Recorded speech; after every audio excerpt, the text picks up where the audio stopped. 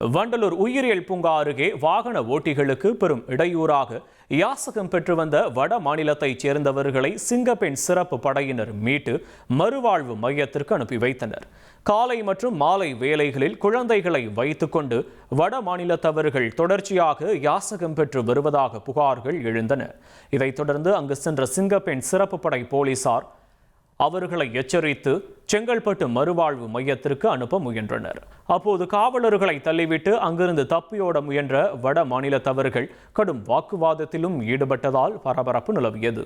இருப்பினும் கிளாம்பாக்கம் போலீசார் மற்றும் பொதுமக்களின் உதவியோடு குழந்தைகள் முதல் பெரியவர்கள் வரை அனைவரையும் பெண் காவலர்கள் பத்திரமாக வேனில் ஏற்றி செங்கல்பட்டு மறுவாழ்வு மையத்திற்கு அனுப்பி வைத்தனர். சிங்கப்பெண் சிறப்பு படையினரின் துணிச்சலான செயலுக்கு தற்போது பாராட்டுக்கள் குவிந்து வருகின்றன.